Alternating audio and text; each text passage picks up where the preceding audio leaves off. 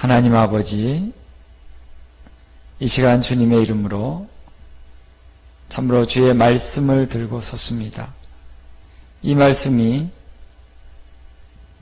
주님으로부터 온, 주님의 마음으로부터 온 말씀으로 전파되게 하여 주시옵시고, 성령님께서 그 말씀에 기름을 부어주시며, 오늘 이 말씀이 우리의 심령 가운데 새롭게 역사하는 말씀이 될 뿐만 아니라 이 세대 가운데, 이 대한민국 가운데, 우리 다음 세대 가운데 강력하게 일어나는 그런 말씀이 될 수 있도록 오늘 이 시간 함께하여 주시옵소서. 모든 시간들을 주님 앞에 올려드리며 예수님의 이름으로 기도합니다. 아멘. 아멘. 자, 오늘 하나님의 얼굴을 구하는 세대라고 하는 주제로 우리가 세미나를 하게 됩니다. 예. 그래서 하나님의 얼굴을 구하는 세대다. 하나님의 얼굴을 구한다라는 것. 이것이 무엇이며 이것이 우리 이 시대 가운데 어떠한 의미를 주느냐라는 것입니다. 성경은 이것에 대해서 어떻게 우리들에게 얘기를 해주고 있고, 이것이 오늘 이 마지막 때를 사는 우리의 그런 이 세대 가운데서, 이 나라 가운데서 어떠한 의미를 줄 수 있는가라는 것이죠. 그것을 우리가 함께 좀 나누고자 하는 것입니다. 우리 시편 24편 한번 우리 보도록 하겠습니다.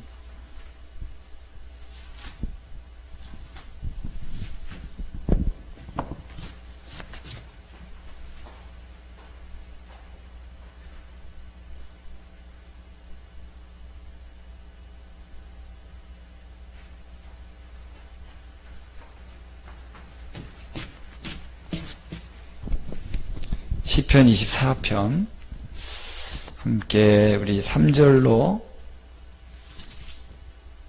6절까지 함께 한 목소리로 우리 봉독하겠습니다. 여호와의 산에 오를 자 누구며 그의 거룩한 곳에 설 자가 누구인가? 곧 손이 깨끗하며 마음이 청결하며 뜻을 허탄한 데 두지 아니하며 거짓 맹세하지 아니하는 자로다. 그는 여호와께 복을 받고 구원의 하나님께 공의를 얻으리니 이는 여호와를 찾는 족속이요 야곱의 하나님의 얼굴을 구하는 자로다. 셀라. 아멘. 자, 여기에 하나님께서는 야곱의 하나님의 얼굴을 구하는 자다라고 말씀하고 있습니다. 하나님의 얼굴을 구하는 자다. 곧 하나님의 얼굴을 구하는 자, 그들이 여호와의 산에 오르며 그의 거룩한 곳에 설 수가 있게 되는 것이죠. 그래서 그들이 바로 거룩한 곳에 이르고 하나님을 만나고, 이것이 이스라엘의 역사에서 굉장히 중요한 포인트입니다.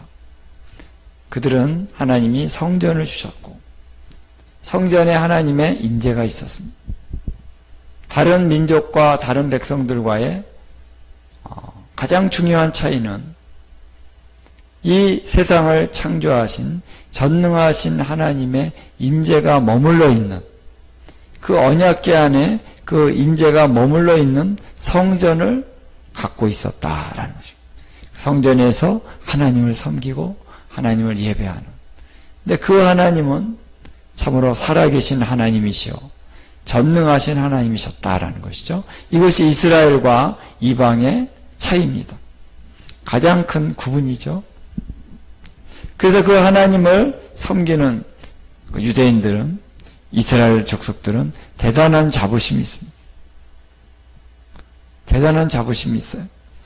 제가 메시아닉 주 어떤 분이 했던 얘기를 제가 직접 들은 것이 아니고 다른 사람이 듣고 저에게 얘기를 해줬는데, 자, 어떤 이방의 미국인이었는지, 우리나라는 세계 최강국이다. 경제적으로, 정치적으로, 군사적으로 막강한 우리나라. 막 자랑을 하는 거예요.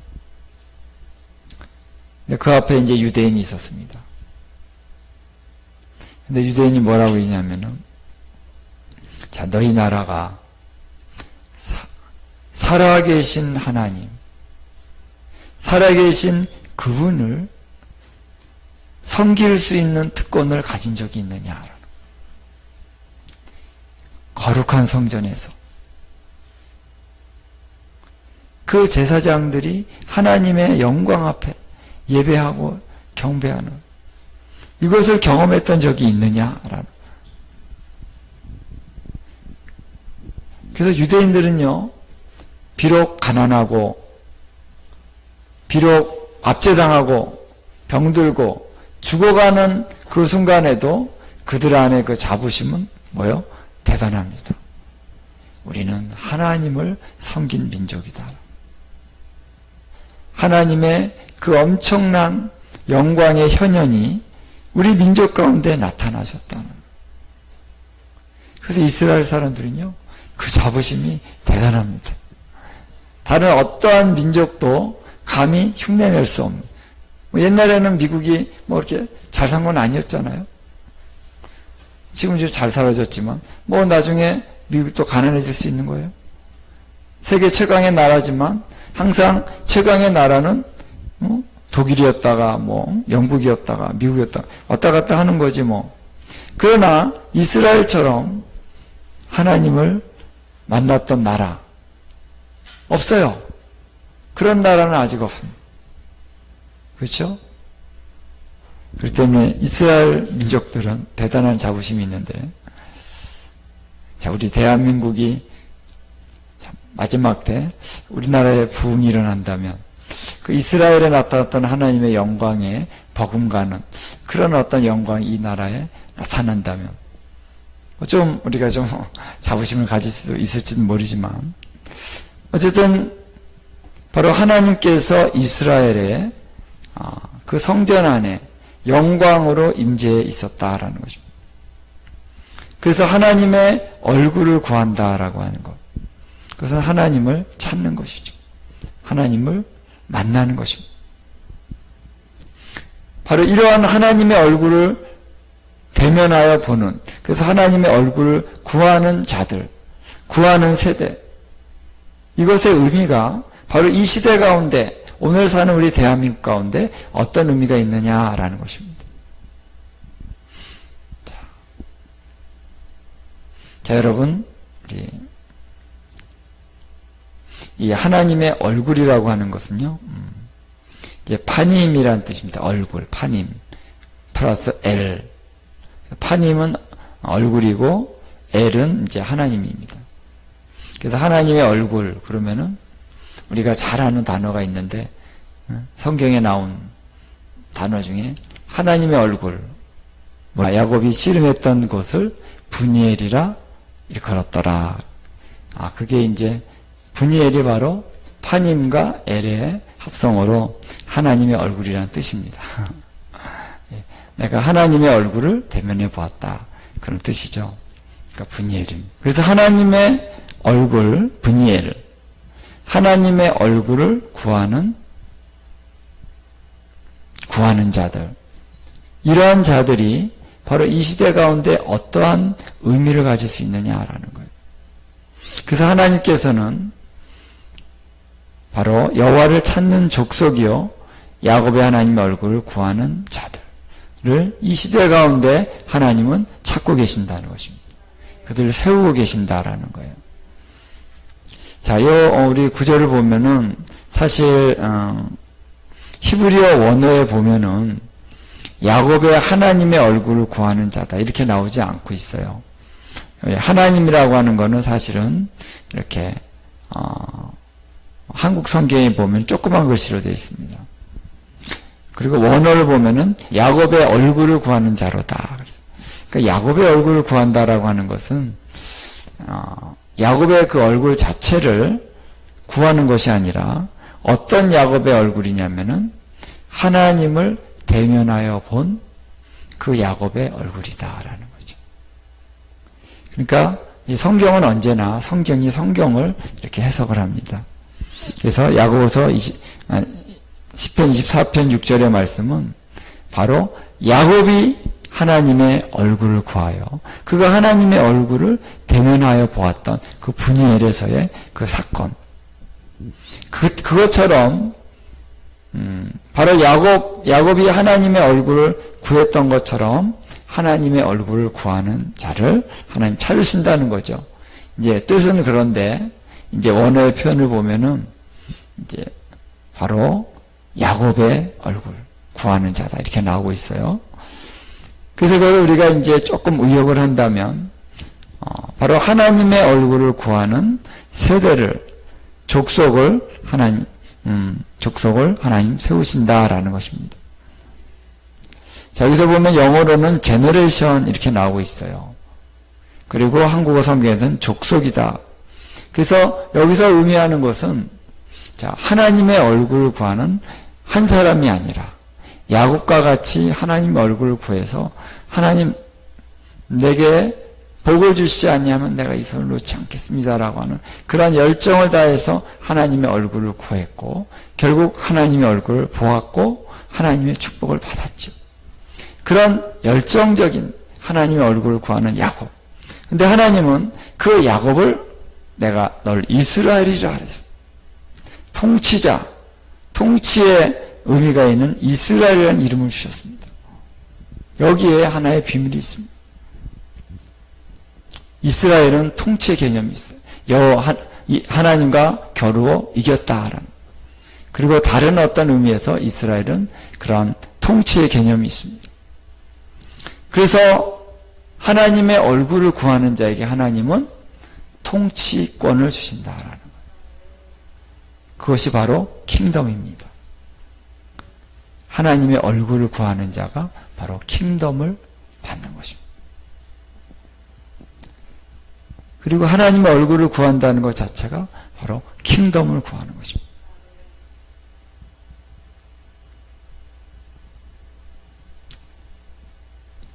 자, 우리가 하나님 앞에 나갈 때 우리의 필요가 있습니다.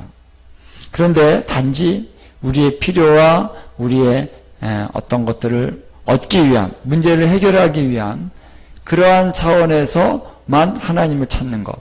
그것은 하나님의 손을 구하는 것이죠. 근데 하나님의 손을 구하는 자는 하나님의 손으로부터 뭔가를 딱 받으면은 딱 받고 나서 그 다음에는 하나님에 대한 관심이 없어져요. 그러나 하나님의 얼굴을 구하는 자는 하나님의 손으로부터 받을 뿐만 아니라 계속해서 하나님과 함께 가게 되는 것이죠. 그리고 하나님이 이 땅을 통치하시는 그 통치권을 하나님이 맡기십니다. 하나님은요, 구하면 주십니다. 우리가 산에 가서 하나님, 우리 집안 문제 해결해 주시옵소서 막 기도하면요, 하나님 해결해 주셔요. 놀랍게 해결해 주십니다. 자비와 긍휼이 풍성하신 하나님이십니다. 그러나 하나님은, 하나님의 관심사는 뭡니까? 나의 통치권을 누구에게 줄까? 아버지가 아들에게, 자녀들이 있는데, 아버지가 왕이에요. 자녀들이, 아빠는 엄청난 재산과 부귀와 있어. 아버지 나에게 이걸 주세요. 아버지가 줄 수 있어요. 그러나 아버지는 이 아들들 중에 뭐가 관심이 있습니까? 누가 나의 통치권을 이어받을 수 있느냐? 이거를 아버지는 찾는 거예요. 우리 하나님도 왕이십니다. 누가 이 땅에서 나의 마음과 나의 성품과 나의 비전을 가지고 나의 어떤 목적을 그대로 가지고 이 땅을 하나님과 같이 하나님이 통치하시는 그러한 방식과 그런 모양으로 이 땅에서 통치할 수 있을까? 그 사람을 찾는 거예요. 그래서 지금 하나님께서는 우리에게 통치가 무엇인지를 가르쳐 주기를 원하십니다. 은사가 아니라, 능력이 아니라, 또 더 올라가서 권세 차원을 넘어서서 통치권을 주기를 원하십니다. 여러분들에게. 그래서 여러분들을 왕으로 부르신 거예요. 제사장으로 부르신 것입니다. 근데 왕과 제사장은 함께 가요. 물론 이제 직분이 구약시대에는 구분이 되어 있었지만 왕과 제사장은 함께 가는 것이다. 자, 제사장은 하나님의 얼굴을 구하는. 근데 왕은 하나님의 통치권을 받아서 다스리는 것입니다. 근데 그것이 하나예요. 떨어져 있는 게 아닙니다. 하나님의 얼굴을 구하는 자에게 하나님은 뭡니까? 통치권을 주신다. 할렐루야. 여러분 통치권을 받기 원하십니까? 단지 축복을 받기 원하십니까? 은사를 받기 원하십니까? 통치권. 내가 아무것도 없어도 아버지가 나에게 통치권을 주시면 이 통치권을 가지고 다스리고 통치하는 거예요. 뭘 원하십니까? 아버지는 통치권을 주기를 원하신다. 그래서 이 야곱이 하나님 앞에 기도했고, 하나님 지금 위경입니다. 어려움이 있습니다. 그러나 야곱의 마음은 단순히 이 위경에서 나를 건져달라는 차원만이 아닙니다. 그렇다면 야곱이 뭘 주기 원하냐 그랬을 때 뭘 구했겠어요? 좀 나를 건져주세요. 에서가 나를 치루는데 나를 좀 건져주세요. 이걸 구했겠죠. 저는 성경을 읽다가 긴장되잖아요. 에서가 온다고. 그러니까 너 뭐 해주길 원하냐 그랬을 때 야곱이 도와주세요. 뭐 이런 식으로 구할 줄 알았는데 의외로 제 생각으로는 의외로 나에게 축복을 해달라고 그랬어요. 그 축복이라고 하는 건 단순히 인간적인 그런 것을 구하는 것이 아니라 하나님으로부터 오는 통치의 권세를 얘기하는 것입니다. 그래서 야곱은 12아들을 낳고 하나님께서 이 통치권을 주셨습니다. 그래서 야곱은 12아들의 아버지로서 왕의 어떤 통치권을 행사하는, 그리고 그 아들들이 다 통치자들이에요. 야곱의 아들 12명, 다 12지파의 조상들이 되었습니다. 그래서 결국은 이스라엘이라는 나라가 이름이 이스라엘이 된 거예요. 야곱이 받은 이스라엘이라는 이름이 곧 지금 이스라엘 나라의 대명사격인 이름이 됐다라는 것입니다. 그렇죠? 킹덤, 이스라엘 킹덤의 이름이 뭡니까? 이스라엘이에요. 하나님으로부터 야곱이 통치의 킹덤의 권세를 받았기 때문에 이름이 야곱의 이름 이스라엘이 된 것이다 라는 것입니다. 그래서 하나님은 이러한 야곱이 받은 통치권을 이어서 그 아들들이 태어나고 그 아들들을 통해서 하나님 무엇을 꾀하셨습니까? 하나의 민족을 세웠다라는 거예요. 하나님의 통치권이 한 개인이나 부족 정도의 차원에 머물러 있기를 원치 아니하시고 하나의 민족, 하나의 나라, 하나의 나라를 이루는 킹덤을 이루기를 원하셨다는 것입니다. 그래서 이스라엘이 하나님의 인도하심 가운데 애굽에서 많은 사람들이 태어나고 하나의 민족으로 거듭나는 것이 바로 유월절이에요. 유월절날 이스라엘은 하나의 민족으로, 하나의 국가로 태어났습니다. 그래서 모세를 통해서 이렇게 가나안 땅으로 이동시키셔서 거기서 하나님이 원하셨던 건 뭐냐면은 킹덤이다라는 것입니다. 할렐루야.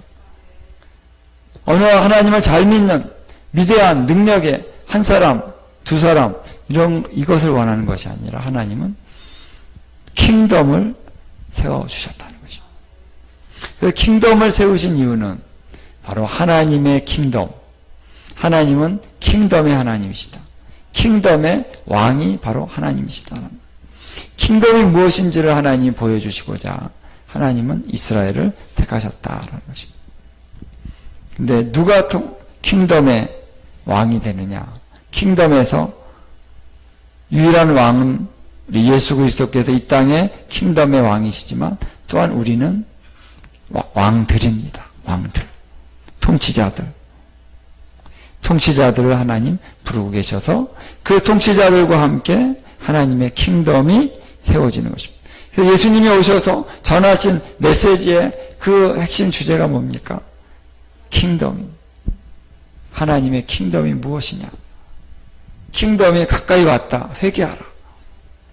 지금도 가장 중요한 핵심적인 마지막 때의 주제가 무엇입니까? 킹덤입니다. 하나님의 킹덤이 가까이 오고 있다. 그리고 성령 안에서는 이미 킹덤이 너희 안에 있느니라. 우리가 이미 킹덤 안에서 다스리고 통치하는 어떠한 그러한 영역 가운데 있습니다. 그러나 완성된 더 놀라운 영광의 최종적인 그 킹덤이 하늘에서 땅으로 내려옵니다. 곧 왕이신 그분이 오시는 것이 곧 킹덤이 오는 것입니다. 그때 우리는 살고 있다는 것입니다. 킹덤을 알아야 되는 것입니다. 누구에게 킹덤을 주느냐? 바로 하나님의 얼굴을 구하는 세대에게 하나님의 킹덤이 나타나게 하신다라는 것입니다. 자, 그러면 하나님은 왜 하나님의 얼굴을 구하라고 하시는가? 자, 우리 시편 27편 8절 9절로 한번 가보도록 하겠습니다. 8절 9절을 함께 우리 봉독하겠습니다. 자, 8절 9절 읽기 전에 우리가 시편 27편을 쭉 보면요, 굉장히 위경에 처해 있는 상황인 것을 알 수가 있어요.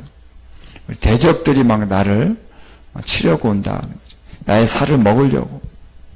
그런데 이러한 분위기 가운데서 4절에 우리가 잘 아는 유명한 구절이 있죠. 자, 4절 함께 읽겠습니다. 시작. 내가 여호와께 바라는 한 가지 일 그것을 구하리니 곧 내가 내 평생에 여호와의 집에 살면서 여호와의 아름다움을 바라보며 그의 성전에서 사모하는 그것이라. 자, 여러분, 환난 가운데 있어요.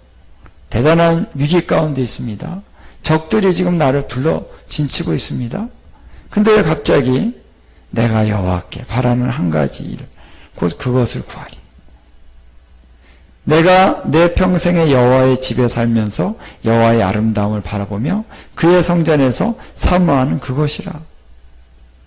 예, 그분을 바라고 그분의 집에 살면서 그분의 아름다움을 바라보며 그의 성전에서 사모하는 그것을 왜 갑자기 여기서 기도하느냐는 얘기예요. 지금 위기 가운데 바로 위에는 군대가 나를 대적하여 진을 치고 있는데, 예? 왜 갑자기 4절이 나옵니까? 여러분, 다윗은 이 비밀을 알았던 것입니다. 많은 전쟁이 있었어요. 많은 위기가 있었어요. 그때마다 다윗은 무엇을 했습니까? 하나님의 얼굴을 구했다. 하나님의 얼굴을 구하며 경배하며 찬양하며 주의 얼굴을 구할 때 주님이 오셨어요. 주님이 임재하시고 그래서 주님의 집의 아름다움을 보여주셨어요. 여러분, 시편을 보면요, 그런 구절들이 많습니다. 내가 주님의 날개 그늘 아래서 이 재앙이 지나기까지 피하리라. 사울왕이 나를 치려고 막 군대를 보내서 도망가다가 아둘람, 여기가 아둘람 같죠? 아둘람 굴에 들어가서 숨고 있는데 사울의 군대가 들어왔다. 이러한 위기 상황 가운데 다윗은 뭐라고 얘기하면 이 재앙이 지나기까지 내가 주의 날개 그늘 아래 피하리라. 주님의 날개 그늘이 무엇입니까? 날개 그늘. 다윗은요, 제가 볼 때 하나님을 만났고 천상에 올라가기도 하고 이사야나 세례 요한, 아니 사도 요한처럼 천상을 본 사람이라고 믿어요. 주의 날개라고 하는 것은요, 여러분 지성소에 보면은 그 언약궤가 있죠. 언약궤 위에 뭐가 있습니까? 그룹이 있죠. 속죄소 위에 그룹 날개가 2개 있죠. 나중에 성전에는요, 이제 처음에 언약궤에는 이렇게 구름 날개가 이렇게 두 개가 이렇게 딱 만나게 되어 있습니다. 근데 성전에 들어가면은 언약궤 뒤에 이렇게 구름 날개가 두 명의 그룹이 있습니다. 그래서 날개가 하나, 둘, 셋, 네 개 이렇게 이루어져 있습니다. 그 성전 지성소에 들어가는 그 휘장에 성전에 보면은 성전을 지을 때는 그룹을 그렸어요. 왜 그룹을 그렸을까? 지성소에 왜 그룹을 그렸을까요? 다윗은 영계에서 그걸 본 거예요. 주님의 보좌 앞에, 하나님의 영광의 보좌 앞에 하나님이 계시잖아요. 우리 요한계시록에 보면 그 보좌에 앉으신 이가 있습니다. 근데 그 보좌를 둘러서 뭐가 있죠? 내생물이 있죠. 내생물이 바로 그룹입니다. 그룹은 뭐냐면 너 지키는 그룹이요. 그룹은 지키는 직분이 있어요. 근데 이사야서에 보면요. 뭐라고 나오냐면요. 스랍이라고 나옵니다. 스랍. 스랍들이 거룩하다, 거룩하다, 거룩하다. 계시록에는 내 생물이 거룩하다, 거룩하다, 거룩하다. 제가 볼 때 내 생물과 스랍은 같은 거. 근데 에스겔서에 보면은 또 똑같이 보좌가 나오는데 그 보좌를 둘러싸고 오는 그런 천사라고 할 수 있죠. 천상의 존재를 그룹이라고 얘기합니다. 그룹. 에스겔서에는. 그래서 스랍이라고 하는 뜻은 불탄다는 뜻이에요.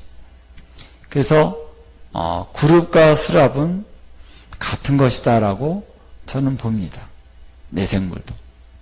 그래서 그룹들의 역할은 뭐냐면은 그 보좌를 둘러 진치는 거예요. 그래서 지키는 그룹, 지키는 것입니다. 그래서 우리 왕이 갈 때나 대통령 갈 때 이렇게 그러니까 둘러싸잖아요. 왕이 갈 때. 그래서 하나님의 그 보좌 앞에는 그룹들이 있기 때문에 아무나 접근하지 못한다는 것입니다. 그래서 악한 자들이 하나님의 그 보좌를 이렇게 범하려고 오면은 그룹들이 쳐버립니다. 지키는 자예요. 또 그룹이 또 어디 나옵니까? 창세기에 보면은 두루 도는 불칼과 화영검과 그룹이 바로 생명나무 길을 지킨다 그랬죠. 그러니까 그룹이라고 하는 그런 천사들, 그룹이라고 하는 그러한 어떤 천상의 존재들은 지키는 역할을 하는 거예요. 지키는 역할. 하나님 보좌를 지키는. 근데 그룹들 중에서 내 생물이 있겠죠. 특별히 하나님의 보좌를 지키는 그룹들이 있다는 것입니다. 다윗은 그것을 본 거예요. 그것을 아는 것입니다. 그래서 성전을 만들 때 다윗이 하나님으로부터 다 받았으니까 그룹들이 있다. 그래서 이 지상에 세워진 그 성전은 천상의 그 하나님의 보좌의 하나의 뭡니까? 빛이죠. 그런 그림자죠.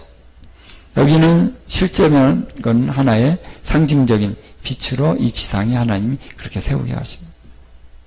그러니까 이 그룹이라고 하는 그 날개, 그룹의 날개, 그늘이라는 것은 지성소에 보면은 이렇게 있잖아요.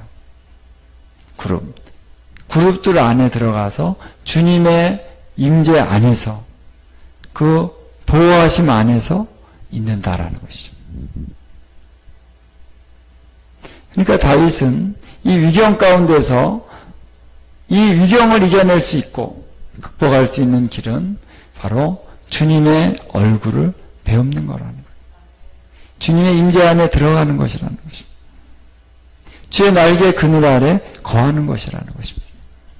그러면 하나님이 다 해주신.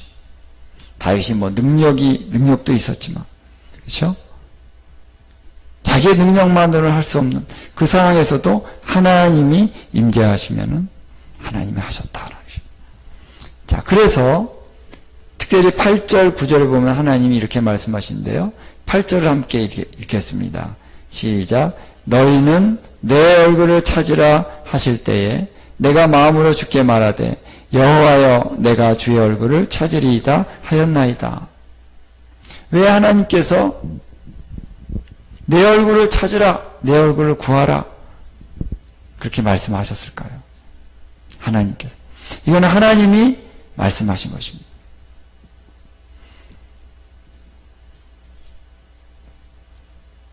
하나님 나를 구원해 주소서. 하나님 나를 응답하시옵소서. 하나님 나의 이 모든 문제, 우리가 뭐 적은 문제들도 있지만 어떤 거는 진짜 우리의 생명이 왔다 갔다 하는 문제, 그렇죠? 위협을 받는 상황, 거기서 우리가 부르짖을 거 아닙니까? 주여 도와주세요. 그때 하나님의 응답이 무엇입니까? 너희는 내 얼굴을 찾으라. 하나님의 얼굴을 찾으라. 하나님의 얼굴을 구하라. 그리하면 하나님이 문제도 해결해 주시는 것입니다. 그렇기 때문에 하나님이 이 모든 위경의 상황 가운데 우리에게 주시는 대안은 무엇이냐면 하나님의 얼굴을 구하라라는 것입니다. 할렐루야. 하나님의 얼굴을 구하라.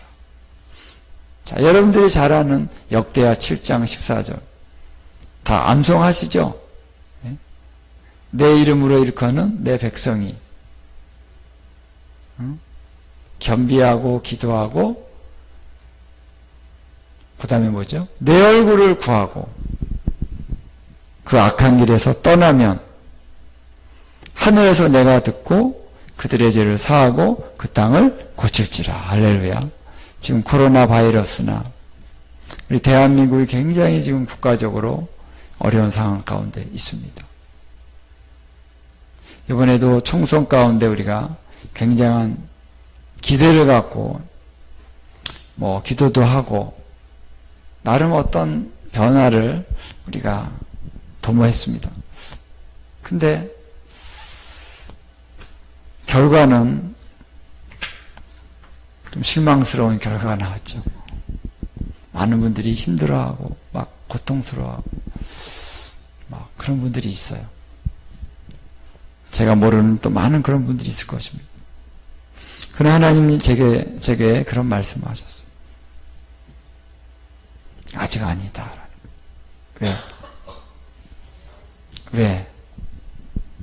이거는 우리가 영적 전쟁을 해서 막 이 악한 영을 내쫓아서 되는 게 아니라는 것입니다.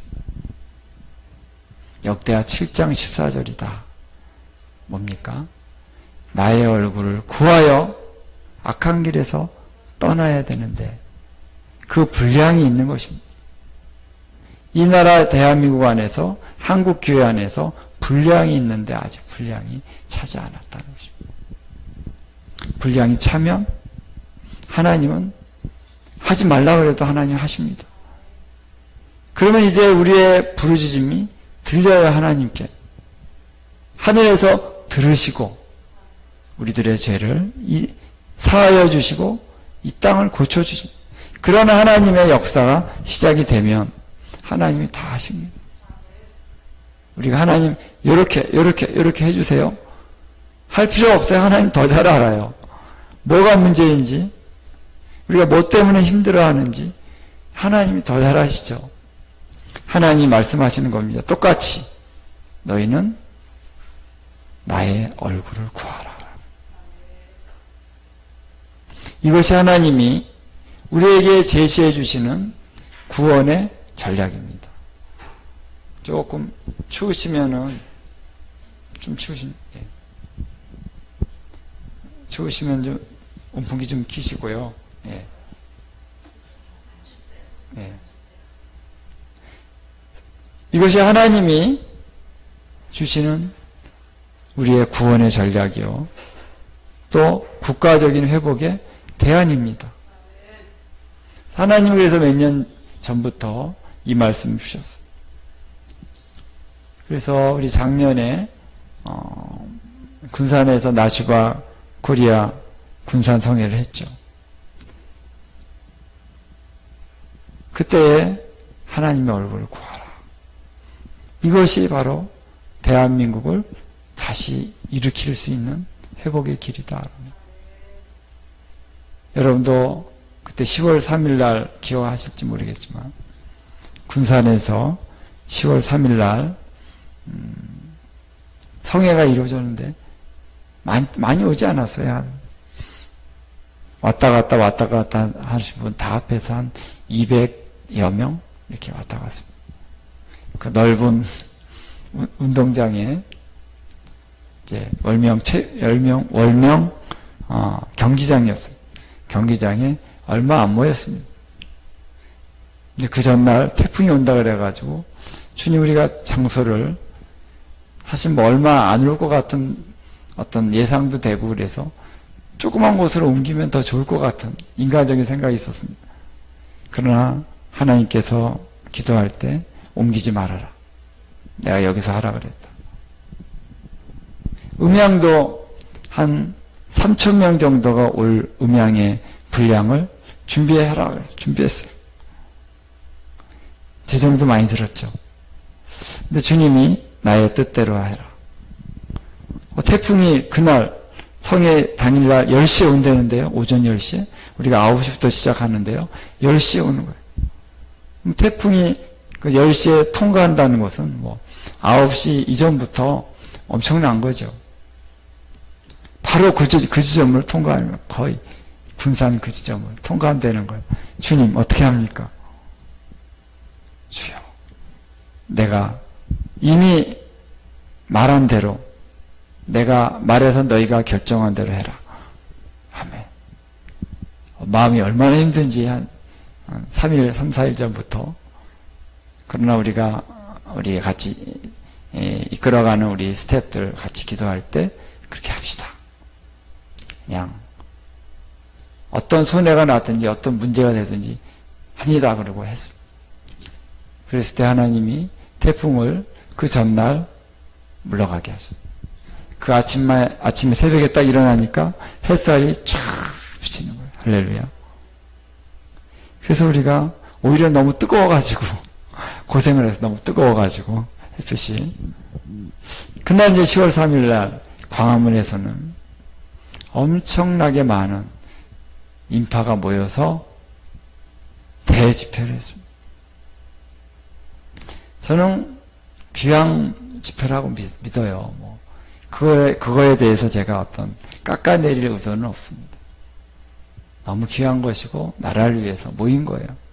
그 이후에 또 광화문 광장에서 계속 예배하고 기도하는 그런 시간들 너무나 저는 큰 의미가 있다고 믿습니다.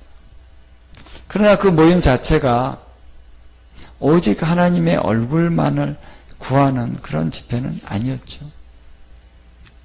근데 나주가 코리아 군산성에는 우리 오직 하나님의 얼굴만을 구하자. 주님 앞에 예배하고 기도하자라는 것입니다. 근데 하나님께서는 한 나라가 위기 가운데서 건져지는 대안으로서 주신 하나님의 방법은 바로 하나님의 얼굴을 구하는 성회라는 것입니다. 성회.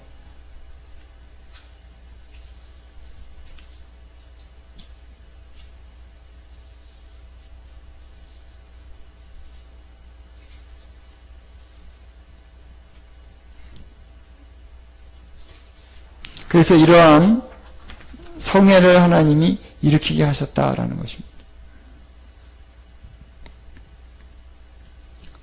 자, 그러면은 하나님의 얼굴을 구한다는 것은 무엇이냐라는 것이죠. 그리고 하나님의 얼굴을 구하는 것의 실제적인 어떤 패턴이나 방법이나 모양들은 어떻게 하나님의 얼굴을 구해가는 것이냐. 하나님께서는 하나님의 얼굴을 구하기 위해서 성경에 보면요. 성전을 주셨고 성전 이전에는 제단을 주셨습니다. 제단. 제단이 무엇입니까? 제단이 예배하는 곳이. 그래서 구약에 특히 이제 가인과 아벨의 사건을 보면은 제단이 나옵니다. 그래서 가인의 제물은 하나님이 연락지 아니하시고 아벨의 제물을 받으셨죠. 그것은 제단에서 제사를 드리는 하나의 시작이었다는 것이죠. 그것은 하나님이 제사 제도를 세우신 거예요. 세우시려고 했는데 가인이 아벨을 죽임으로써 제사제도가 시작되다가 말았어요. 왜 하나님은 제사제도를 세우길 원하셨을까? 그런데 그 다음에 아담이 셋을 낳고 셋이 에노스를 낳고 에노스가 에노스 시대에 비로소 여호와의 이름을 불렀더라 이렇게 나옵니다. 여호와의 이름을 부른다는 것이 뭐냐면요.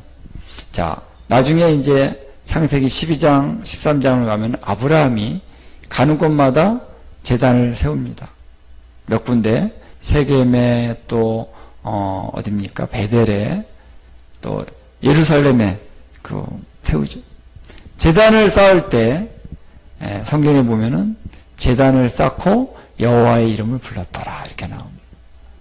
그러니까 여호와의 이름을 부른다는 것은 아무 데서나 여호와 하나님 이렇게 불렀다는 의미가 아니라 에노스 시대에 여호와의 이름을 비로소 여호와의 이름을 불렀다라고 하는 것은요. 자, 가인과 아벨 때에 하나님이 제사 제도를 세우려고 했어요. 근데 이 사단이 충동을 해서 가인을 통해서 아벨을 죽였습니다. 그래서 제사장으로서 이 아벨이 역할을 해야 되는데 죽임당했다는 거예요. 그래서 제사 제도가 시행되지가 못했어요. 근데 세월이 가서 에노스 시대가 돼서 비로소 그때 제사가 하나님 앞에 드려지고 거기서 여호와의 이름을 불렀다. 그것은 아마도 에노스가 제사장으로서 하나님 앞에 제사를 드릴 때 백성들이 함께 그 자리에 모이는 것입니다. 그러면 그 제사라고 하는 것은 단순히 내가 제사를 드렸으니까 죄 용서함을 받겠지 이런 것이 아니라 그 자리에 하나님의 현현, 하나님의 임재가 나타나는 것입니다.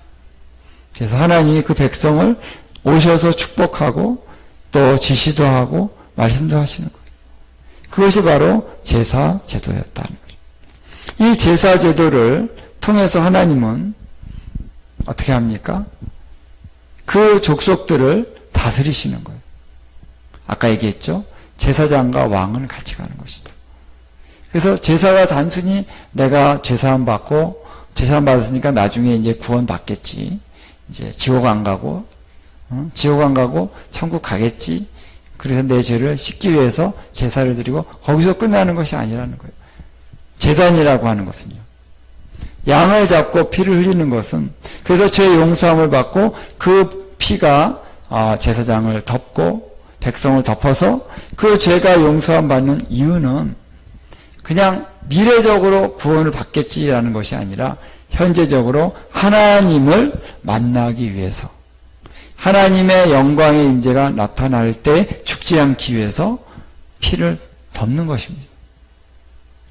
그래서 여러분, 여기 성전이 아니지만 자꾸 저기 성전 자리죠, 저기가. 저 성전에, 예루살렘 성전에 성전이 지어졌을 때 성전은 번제단에서 피를 이렇게 해가지고 거기로 끝나는 게 아니잖아요. 성소로 들어가고 그 다음에 어디로 들어갑니까? 지성소까지 들어가는 게 성전이에요. 하나님을 만나기 위해서 성전이 있는 것이지 그냥 피만 뿌리고 하는 게 아니라는 것이죠. 그래서 하나님을 만나야 하나님이 나타나시고 그분이 나타나셔야 바로 킹덤이 이루어지는 것입니다. 그 왕이 보좌에 앉아서, 그래서 언약궤는 보좌입니다. 보좌에 앉아서 하나님이 말씀하실 때 어떻게 되는 것이죠? 어떻게 되는 것이죠? 그 명령을 백성이 듣고 시행하는 것입니다. 순종할 때 그 킹덤의 통치가 비로소 이루어지는 것이다. 그래서 하나님은 이러한 방식으로 이전에도 통치하셨고 이스라엘 나라도 똑같이 그렇게 통치하셨어요. 그래서 주님이 말씀하십니다. 하나님의 말씀을 듣고 순종할 때 그 나라는 번영하는 것입니다. 왜? 하나님의 통치가 이루어집니까? 여러분, 우리 시대에 누가 통치자가 되느냐? 그게 얼마나 큰 영향을 미치는지 우리는 경험하고 있습니다. 누가 이 나라의 통치자가 돼서 어떠한 방식으로 통치를 하느냐가 이 나라의 모든 것이 달려있는 거예요. 바르게 하지 않고 불법으로 악행으로 통치하는 자가 통치 그 자리에 서면요, 나라가 점점 어려워지는 거예요. 그러나 공의와 정의와 신실함으로 통치하는 자가 통치 위치에 서면요, 그 나라는 번영하게 되는 것이다. 근데 우리는 그것을 넘어서서 하나님이 이 나라를 통치하게 해야 된다라는 것입니다. 할렐루야. 그래서 하나님께서 성전을 통해서 통치하고 다스리는데요. 자, 여러분, 그래서 하나님이 다윗은 기뻐하시고 사울은 패하셨어요. 왜 그랬을까라는 거예요. 자, 성경에 보면은 역대상 13장 3절을 한번 우리가 좀 찾아보겠습니다. 역대상 13장 3절.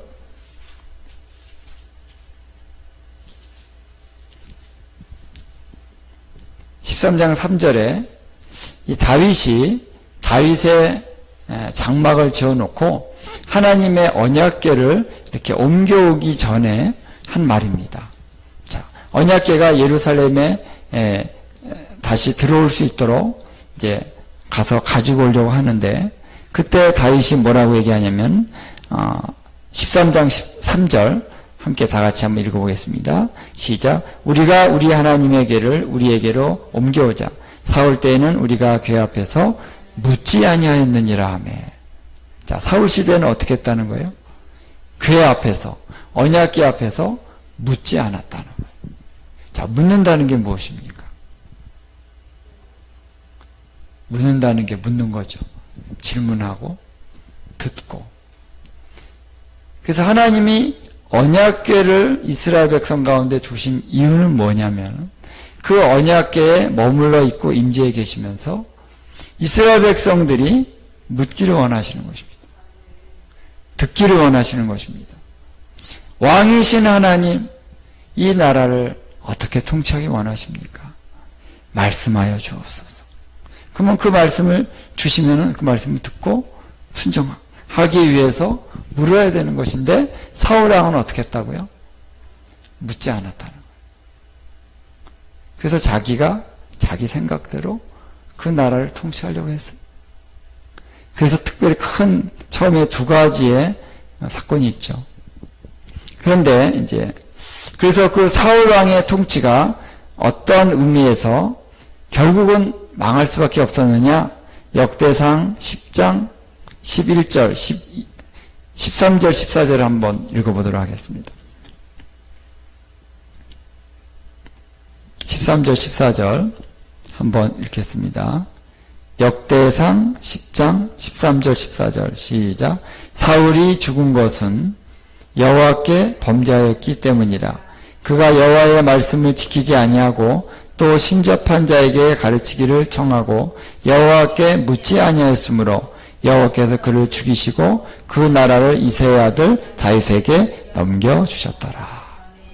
자, 여기서 결정적으로 왜 사울이 하나님 앞에 문제가 됐느냐? 여호와의 말씀을 지키지 아니하고, 그리고 여호와께 묻지 아니하고 신접한 자에게 가르치기를 청했다는 거예요. 우리 한국어 단어에서는요, 가르치기를 청한다, 가르치기를 청하고 여호와께 묻지 아니하고 이렇게 나오지만, 요 원어를 보면요, 같은 단어예요. 같은 단어. 신접한 자에게 물었다는 거예요. 여호와께 묻지 아니하고. 그것이 결정적인 사울의 어떤 멸망의 죽음의 원인이다라는 거예요. 자, 왜 이게 결정적인 문제일까요? 다윗도 막 하나님 앞에 범죄했잖아요. 밧세바 하고 막 죽이고, 간음하고 죽이고, 그것도 큰 죄예요. 근데 왜 이게 결정적인 문제가 되느냐? 자, 이스라엘의 왕은 누구시냐라는 거예요. 이스라엘 왕은 누구십니까? 여호와 하나님이죠. 하나님이 언약궤에 바로 보좌를 두시고 거기에 앉아서 다스리시려고 하는 거예요. 그런데 사울왕이 크게 3번 문제가 있죠. 처음에는 백성들이 막 싸워야 되는데 이 사무엘 선지자가 늦게 오는 거예요. 늦게 온 건지 늦게 온다고 느낀 건지 그래가지고 자기가 제물을 드려버렸어요. 그러니까 하나님의 선지자, 하나님의 말씀을 전하는 그 하나님의 사자의 권위를 무시해버렸어요. 그 다음에는 사무엘 선지자가 가서 아말렉을 쳐서 멸하라. 근데 어떻게 했습니까? 말씀대로 순종 안 했죠. 그리고 마지막에 신접한 자에 가서 물었다는 거예요. 이것은 이스라엘 왕으로서 결정적인 문제가 있는 것이다. 자, 그래서 반면에 다윗은 어떻게 했습니까? 여호와의 기회를 메어 오는데 왜 메어 오려냐면은 우리가 그 기회 앞에서 묻기 위해서 여호와의 기회를 모셔와야 된다. 정확하게 다윗은 그것을 알고 있었다라는 거예요. 할렐루야. 그러니까 다른 거예요. 오늘 여러분 어떤 사역을 하든지 여러분들이 가정 안에서 부모로서 가정을 이끌어갈 때 특히 우리 남편들이 가정 안에서 머리잖아요. 아내의 머리잖아요. 남편들이 통치자가 돼야 됩니다. 어떻게 통치해야 됩니까? 하나님께 물어야 된다. 때로는 우리 아내들을 통해서 하나님의 음성을 들어요. 여보, 내가 이거 뭐 사업하려고 그러는데 기도해봐, 기도해보고 부인이 이런 마음이 드는데 그래? 하나님 말씀에 순종해야죠. 그리고 가정을 이끌어가고 사업을 하고 형통하게 됩니다. 그렇죠? 하나님 말씀하십니까? 교회도 마찬가지예요. 인간의 방법과 어떤 프로그램을 가지고 교회를 목회하는 게 아닙니다. 하나님의 음성을 듣고 하는 것입니다. 그래서 하나님의 얼굴을 구한다라고 하는 것은 성전으로 나가서 제단을 쌓고 제물을 드리고 거기서 하나님이 나타나실 때 하나님의 음성을 듣고 그리고 순종하는 것입니다. 간단해요. 간단하죠. 그게 바로 킹덤입니다. 근데 이스라엘 왕국이 바로 국가적인 차원에서 이것을 하나님 이 시스템이 돌아가게 하시기 위해서 성전이라는 것을 하나님이 세우게 하셨고 왕을 세워서 처음에는 왕이 없었어요. 그냥 하나님의 음성을 듣고 사사라든가 하나님이 그때그때 세우는 그런 사람들이 이런 통치 역할을 했는데 이방의 왕들과는 좀 달랐습니다. 그런데 어쨌든 왕이 세워졌을 때 왕은 자기가 왕이기 때문에 이방의 왕들처럼 자기 마음대로 하는 게 아니라는 것입니다. 왕들은 여호와 하나님의 명령을 수행할 어떤 대리자로서의 왕이었다라는 것입니다. 이것을 정확하게 알고 있었던 다윗은 위대한 왕의 삶을 살았던 것입니다. 여러분, 그래서 이러한 하나님의 얼굴을 구한다는 것, 그것이 하나님의 대안이다는 것, 하나님의 방법이다. 나라에 문제가 생기면 너희들 나의 얼굴을 제발 구해라. 너희들이 나의 얼굴을 구하지 않기 때문에 이 재앙이 오는 것이다라는 거예요. 그래서 하나님의 얼굴을 찾게 하시기 위해서 하나님은 재앙을 보내십니다. 그건 하나님의 사인입니다. 하나님의 음성과 같은 거예요. 이제 주님이 더 가까이 당신의 얼굴을 찾기 위해서 기도하고 때로는 금식하고 우리의 마음을 찢고 회개하면서 하나님의 얼굴을 구하라고 하시는구나. 그리고 오는 것입니다. 그래서 이스라엘 역사를 보면요, 다 그거예요. 딴 거 없어요. 그거예요. 그래서 솔로몬 왕이 이제 성전을 봉헌할 때 역대하 7장 14절 주죠. 재앙이 오고 비 안 내리고 또 전염병이 돌고 코로나 바이러스 같은 이 전염이 돌고 그래 너희가 내 백성이 내 얼굴을 구하며 내가 하늘에서 듣고 고치리라. 그 다음에 이 성전에서 성전 봉헌하면서 이 성전에 모여서 너희가 기도하면 내가 들으리라. 왜냐하면 이 성전에 나의 이름을 두었기 때문이다. 나의 이름을 두었다. 이름이 중요해요. 예수님이 말씀하시기를 두세 사람이 내 이름으로 있는 곳에 나도 그들 중에 있느니라. 예수님이 똑같은 말씀을 하신 거예요. 너희가 땅에서 묶으면 하늘에서 묶일 것이고 땅에서 풀면 하늘에서 풀리리라. 두 사람이 이 땅에서 합심하여 무엇인지 구하면 하늘에서 이루게 하시리라. 여러분 역대하 7장 14절하고요 똑같은 말씀입니다. 두세 사람이 왜냐하면 두세 사람이 내 이름으로 모인 곳에는 내가 그들 가운데 있기 때문이다. 이런 뜻입니다. 그들 중에 있다라 그러니까 저 구탱이 있는 것이 아니라 원어로 보면 그들 한가운데 있다는 거예요. 두세 사람이 나의 이름을 구할 때, 나의 이름으로 모일 때 내가 너희 한가운데 있다. 한가운데가 뭡니까? 보좌가 임한다는 것입니다. 다스리신다는 거예요. 여러분 다스리기 위해서는 한가운데 있어야 되죠. 예수님이 그냥 우리가 기도하면은 주님이 여기 좀 약간 가까이 와서 좀 그래서 축복을 주시고 이 정도가 아니라 다스리시기 위해서 오신다. 말씀하시기 위해서, 명령하시기 위해서. 그럼 우리가 그 명령을 듣고 순종하면 하나님이 이 땅을 고치시는 거예요. 하늘에서 이 땅을 고치시는 역사가 나타나는 것입니다. 그래서 신약도 구약도 똑같은 거예요. 앞으로 이러한 구조 안에서 예배하고 하나님이 나타나셔서 말씀하시고 듣고 순종하고 하나님이 이 땅을 고치시고 이 패턴이 구약과 신약 똑같습니다. 그래서 우리가 성경에서 한번 우리가 좀 살펴볼 필요가 있어요. 이 말씀이 성경에 이 구약 시대에는 어떻게 적용됐느냐, 신약 시대에는 어떻게 적용됐느냐, 계시록에서는 또 어떻게 나오느냐. 여러분 이 패턴을 보면요 똑같아요. 우리도 똑같이 여기서 적용하면 되는 거예요. 그래서 솔로몬 시대에 역대하 7장 14절을 주셨는데 그 다음에 여호사밧 왕이 똑같이 했어요. 저기 쳐들어왔을 때 성전에 모여서 기도했습니다. 그랬더니 하나님께서 야하시엘이라고 하는 선지자를 통해서 말씀을 주셨어요. 그 말씀을 듣고 여호사밧 왕이 아침에 일어나서 찬양대를 탁 앞세우고 가니까 하나님이 복병을 줘서 원수들을 이 세 부류의 그 적군들이 왔는데 서로 싸우게 해서 다 전멸시켰죠. 칼 하나 쓰지 않고 다 전멸시켰어요. 할렐루야. 그게 하나님의 방법이에요.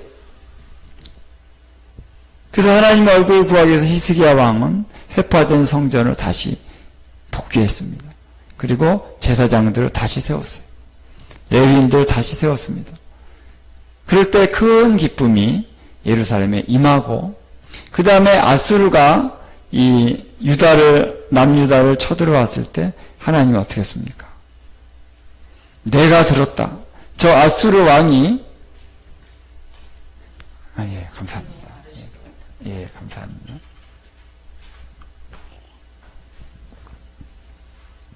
아수르 왕이 막 하나님을 모독했습니다. 그러니까 어떻게 했습니까? 내가 들었다는 거예요. 아수르 왕은 몰랐죠.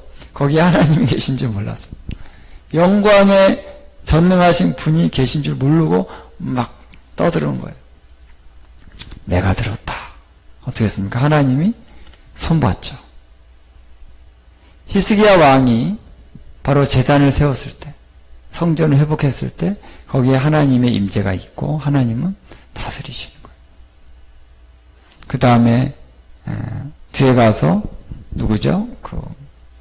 이제 마지막 멸망하기 직전에 선한 왕 이름이 뭐더라? 제가 좀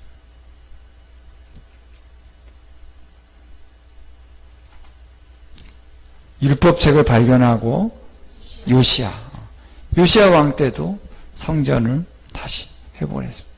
그래서 요시야 왕 때 하나의 큰 부흥이 있었죠. 그래서 왜 성전을 다시 세우는 게 중요하느냐? 성전이 세워져야 하나님의 얼굴을 구할 수 있다. 하나님 앞에 예배 드릴 수 있는 거죠. 제사를 드릴 수 있는 거잖아요.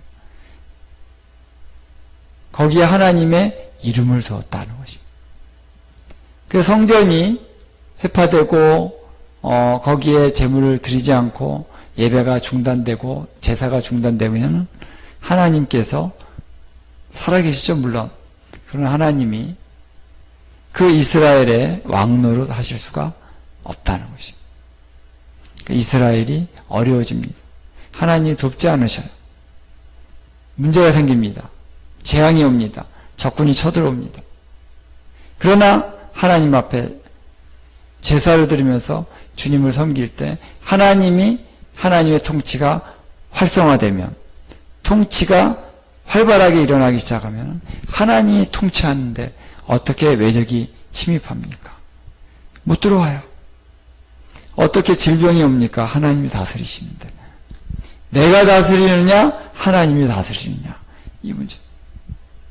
그래서 이스라엘 그 성경에 보면은 바로 국가적으로 한 이스라엘이라고 하는 국가요 한 킹덤이었던 그 이스라엘 킹덤이 어떻게 하나님 안에서 다스려지느냐. 잘 다스려졌을 때의 결과. 그리고 자기네들이 뭐 하겠다고 하나님 버리고 우상 섬기고 이랬을 때의 결과. 성경에 보면 너무나도 여실하게 하나님 보여주고 계시잖아요. 이것이 오늘날 이 많은 나라들이 있습니다. 똑같다는 거예요. 어느 나라가 하나님의 통치를 인정하고 갈 때는 그 나라는요 강대한 나라가 됩니다.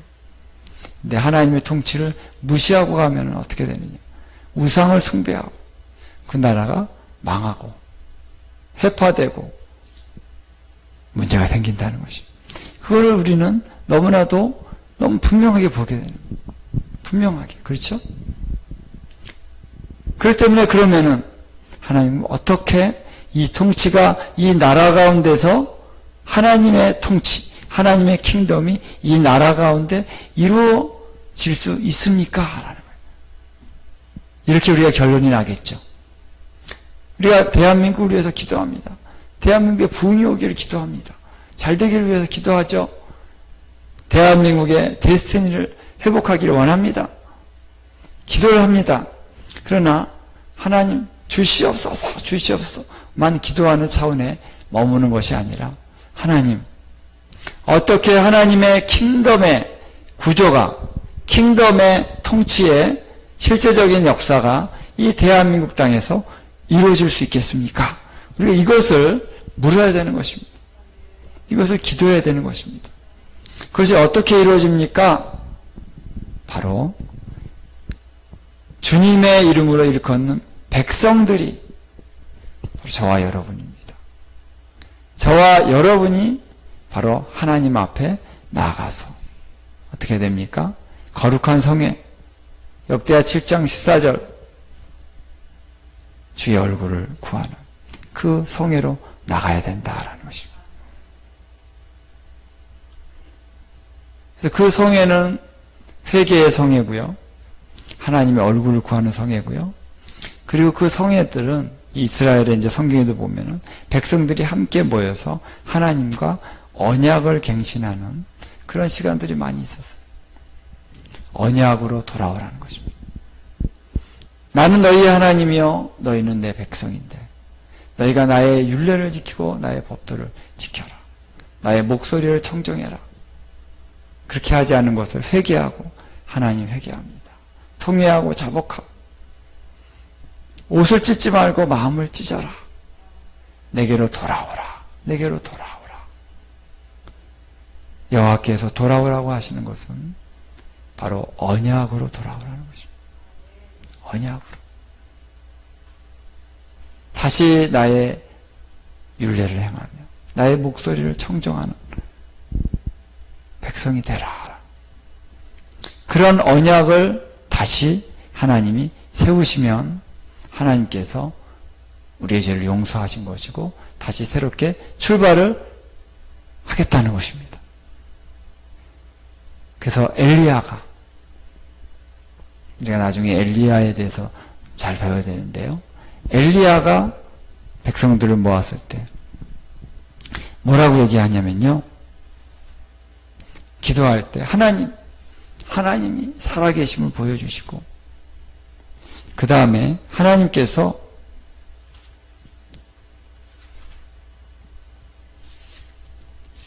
제가 좀 요즘에 기억력이 조금, 역대상 18장에 보면요. 자, 37절에 보겠습니다. 엘리야가 기도할 때 뭐라고 기도를 했냐면요. 여호와여 내게 응답하소서, 내게 응답하소서. 18장의 37절. 이 백성에게 주 여호와는 하나님이신 것과, 할렐루야. 두 번째, 주는 그들의 마음을 되돌이키심을 알게 하옵소서 하며. 자, 하나님이 뭘 알게 하시기 원한다고 기도하냐면요. 주께서 백성들의 마음을 되돌이키심을 알게 하옵소서. 백성들이 돌이켜야 된다는 거예요. 돌아와야 된다는 것입니다. 그랬을 때에 하나님이 그 재물에 불을 내려서 타게 했습니다. 그건 뭐냐면 하나님이 응답하신 거예요. 그래, 내가 이제 다시 이스라엘의 하나님이 되겠다. 그들이 나의 백성이 되겠다. 그들이 내게로 돌아왔다. 그것을 인정해 주시는 거죠. 할렐루야. 그래서 엘리야는 바로 백성들의 마음을 하나님께로 돌이키게 한 위대한 하나님의 종입니다. 그래서 엘리야가 중요한 것이죠. 엘리야가 다시 마지막 때 말라기에 보면은 다시 엘리야가 온다 그랬잖아요. 그래서 아비의 마음을 자녀들의 마음을 아비에게로 돌이키게 하는데 엘리야가 한다 그랬어요. 엘리야가 중요한 것입니다. 그래서 엘리야가 이렇게 하나님께 돌이키게 하는 것은 바로 언약으로 돌아오는 것입니다. 그리고 그 언약은 제단에서 언약을 맺는 것이다. 그래서 여러분이 개인적으로도 하나님 앞에 제단을 쌓는 것입니다. 날마다 제단을 쌓는 것은 뭐냐? 주님 앞에, 그 십자가 앞에 나아가는 것은 뭐냐? 언약으로 돌아오는 거예요. 내가 하나님을 잊어버리고 내 뜻대로, 내 마음대로 하나님이 왕이 아니시게 살아갔던 거, 다시 기도의 자리로 나와서 다시 생각하면서 주님 용서해 주시옵소서. 주님이 나의 왕이십니다. 내가 다시 주님의 언약 안에서 주님의 말씀을 지키겠습니다. 주님이 나의 왕이십니다. 나를 통치하시고 나를 통해서 우리 가정을, 우리 사회를 통치하시옵소서. 그게 뭡니까? 언약으로 돌아오는 것이고, 그것이 제단으로 돌아오는 것이고, 그것이 여호와께로 돌아가는 거예요. 그것이 율법으로 돌아오는, 하나님의 계명으로 돌아가는 것입니다. 그리고 그것이 뭐예요? 복음으로 돌아가는 것이. 그래서 여기서 제사장과 왕이 함께 간다는 것입니다. 그래서 이러한 국가적인 성회, 큰 성회, 또 작은 성회, 교회에서, 가정에서 거룩한 성회로 모여야 된다는 것입니다. 하나님의 얼굴을 구할 때 나 혼자 구하는 것도 하면서 개인의 재단을 쌓아야 되죠. 두 번째, 공동체가 함께 주의 얼굴을 구해야 된다. 그리고 민족적으로 전 교회가, 성도들이 함께 모여서 정말 하나님이 원하시는 분량의 거룩한 성회가 주님 앞에 드려지면 하나님이 이 땅 고치십니다. 미스바 성회처럼 미스바에 모여 백성들이 하나님의 얼굴을 구하고 회개하고 나갔을 때 하나님이 역사하셔서 블레셋이 침입했을 때 딱 막아주셨잖아요.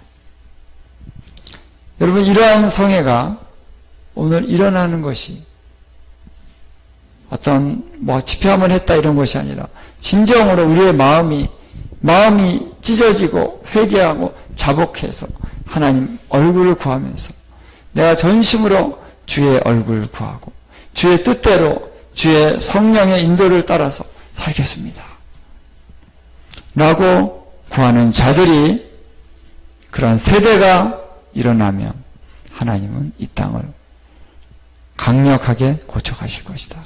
할렐루야. 여러분, 우리가 다 성령의 세례를 받았습니다. 성령의 음성을 듣습니다.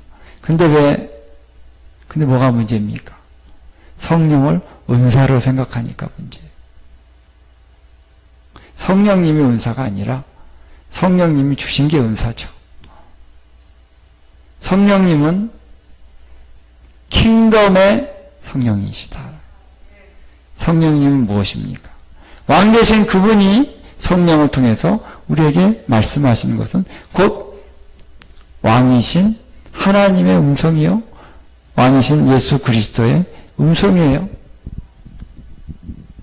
성령의 은사를 받았다는 것이 전부가 아니고 성령께 어떻게 복종하느냐, 그게 우리의 삶의 모습을 결정짓는 것이죠. 전적으로 순종하느냐, 온전히 순종하느냐라는 거예요. 그 온전히 주의 음성을 듣고 순종하기 위해서 내 자신을 드려야 되는 것이죠. 음성을 분별하기 위해서, 또 음성을 듣기 위해서 어떻게 해요? 금식도 하고 기도도 하고 철야도 하고. 왜? 내 자식이 잘되게 해달라고 하기 위해서 철야하는 게 아니라 하나님의 음성을 듣기 위해서 철야하는 것입니다. 하나님의 음성을 듣기 위해서 금식하는 것입니다.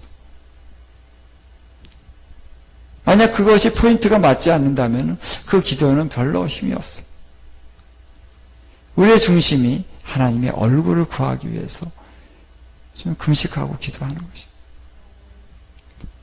그래서 그렇다면 하나님이 이제 그래, 내가 너의 하나님이 되리라, 내가 다스리고 통치하리라, 그러한 세대가 일어나면, 그러한 족속들이, 그러한 무리들이 일어나기 시작하면요, 그 나라에 뭐가 일어납니까? 그것이 부흥입니다. 할렐루야. 이 나라의 대안은 부흥밖에 없어요. 진정한 부흥. 다른 정치적인 방법 안 되잖아요. 정치적으로 얼마나, 우리 카톡방 보면 얼마나 사람들이 글도 많이 올리고 막 기도합시다, 어떤 후보가 되게 해달라고 기도합시다. 안 돼요. 하나님이 하셔야 돼요. 하나님이 하시려면 하나님의 얼굴을 구해야 된다. 자, 오늘 그래서 이것이 하나님의 얼굴을 구하는 거룩한 성회가, 역대하 7장 14절이 이 나라 가운데서 온전하게 이루어지기 위해서는 하나님의 전략이 이 땅에 풀어져야 되는데, 그 전략에 중요한 어떤 전략들이 뭐냐면요, 금식과 예배다라는 거예요. 금식과 예배, 기도를 포함한 예배. 그래서 여러분, 작년에 나시바 성회를 했고 올해 또 인천에서 나시바 코리아 인천 성회를 9월 달에 지금 할 예정이고요. 10월 달도 하나님 말씀 맞춰 서울에서 성회를 지금 열려고 합니다. 서울에서는 좀 규모가 있게 하나님께서 하게 하시는데, 이러한 성회를 하나님이 하게 하시는 것은 그게 바로 하나님 나라의 전략이기 때문에 그렇다. 근데 이러한 성회가 이루어지기 위해서 이게 온전하게 정말 질적으로 양적으로 하나님의 뜻에 합한 분량에 차기 위해서 하나님이 행하시는 것이 있는데, 그것이 바로 40일 금식 전략, 또 하나는 연속 예배, 이 두 가지의 전략을 특별하게 주셨어요. 특별하게 저에게만 주신 건 아니지만, 이것이 지금 어떤 한 번 개인이 40일 금식 한번 해서 은혜 받았다. 이걸 위해서 하는 게 아니라 연합해서 많은 사람들이 한꺼번에 연합해서 40일 금식으로 들어갈 때 이것은 국가적인 진동을 일으킨다는 것입니다. 할렐루야. 이 비전을 이제 군산에 우리 목사님이 이 비전을 받으셨어요. 그리고 이 비전은 덕호를 하신 루인골 목사님이 그 비전을 계속 얘기하고 계시죠. 그 책도 있습니다. 예수님 금식이라고 하는 책이 있어요. 그 책 보면 이 전략이 굉장히 성경적이고 또 경험적인 간증들이 쫙 나와 있습니다. 여러분, 이 금식을 통해서 사실 미국에 놀라운 돌파가 일어났다고 저는 믿습니다. 루인골 목사님이 계속해서 이 비전을 선포하시면서 2016년도에 덕홀 아주사 나우라고 하는 성회가 있었어요. 12만 명이 모였습니다. 금식 성회. 그 성회들을 이루기 위해서 40일 금식을 계속 하십니다.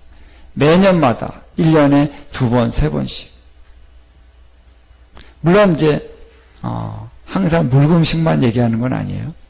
주수금식을 하시는 분도 있고 야채 금식을 하는 경우도 있습니다. 좋아요.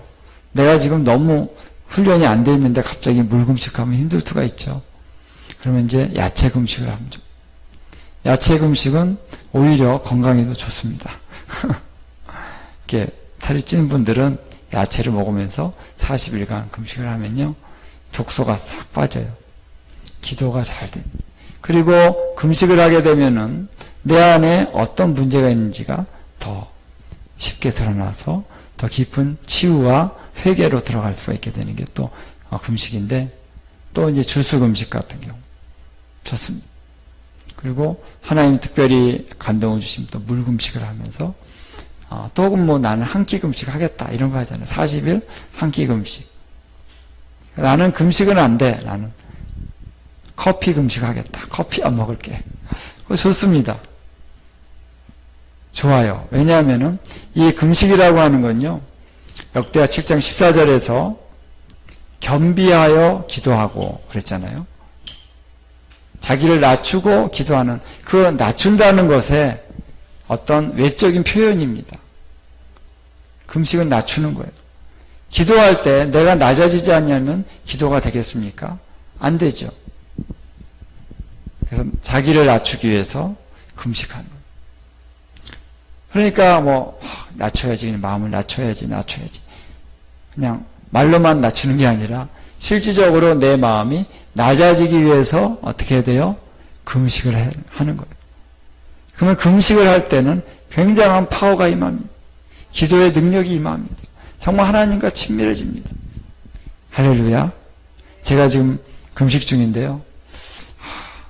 주수 금식 중인데 금식하면 너무 좋아요. 지금 몸이 좀 힘이 없다는 거 외에는 좀 맛있는 게 먹고 싶어지고 막 배가 이렇게 출출. 그거 외에는 영적으로는 너무 좋습니다.